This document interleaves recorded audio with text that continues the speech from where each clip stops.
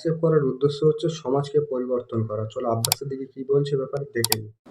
দেখুন, রাজনীতিতে ২৬-এর ফলাফলটা নিয়ে শুধু ব্যাপার নয়, নিশ্চয়ই জানেন নওশাদ সিদ্দিকীও বলেছে বা আইএসএফ করার উদ্দেশ্য এটা সমাজকে পরিবর্তন করা।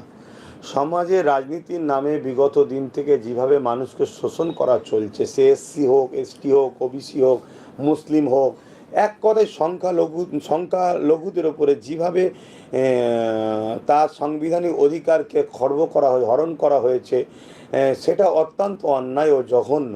রাজনীতি হবে রাষ্ট্রবাসীর ও রাষ্ট্রের সেবা, রাষ্ট্রবাসীর চাওয়া পাওয়ার বিষয়টা খেয়াল রাখা। সবাই বলে কিন্তু করে না।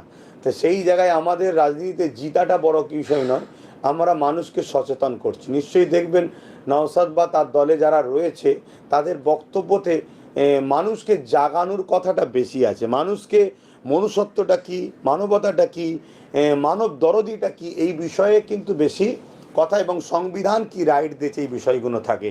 আমিও দেখছিলাম নওশাদের ওই উত্তরবঙ্গে বা মুর্শিদাবাদ বা বিভিন্ন জায়গায় যাওয়াটা, যে জনপ্লাবন, একটা ভাই হিসাবে তো এটা অত্যন্ত আমি গর্বিত বা খুশি।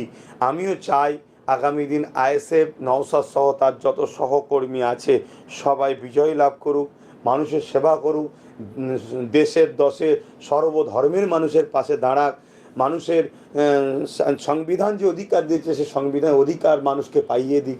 এতে আমি অত্যন্ত খুশি হব।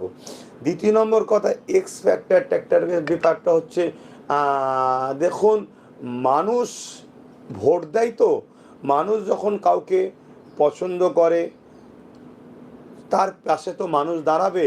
কিন্তু বর্তমান সময়ে যেভাবে প্রশাসন বন্ধুদের ইউনিফর্মে একদল মানুষ, তারা আদৌ প্রশাসন না ইউনিফর্ম ব্যবহার করছে জানি না, সংবিধানকে বুড়াগুল দেখিয়ে যেভাবে মানুষের গণতন্ত্র ভোটার অধিকারকে হরণ করছে বা গলা টিপে রেখেছে, এই জায়গায় মানুষ যদি যে স্রোতের মতো বাহির হয়েছে, এইভাবে যদি স্রোতের মতো গণতন্ত্রকে এবং সংবিধানকে বাঁচাবার জন্য যদি সবাই ঐক্যবদ্ধ হয়ে ভোট আমার আমি দেব, এই অধিকার কারো করার ক্ষমতা নাই, তাহলে কিন্তু বড় একটা ফ্যাক্ট হবে।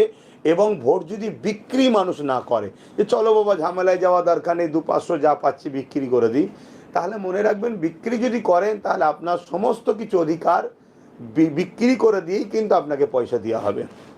সেটা যদি না করে তাহলে আশা করছি আইএসএফ একটা মানে আমাদের ভাবার থেকেও বেশি হয়তো ভালো রেজাল্ট একটা করলে করতে পারে। সেটা সবটাই আল্লাহ ভালো জানে।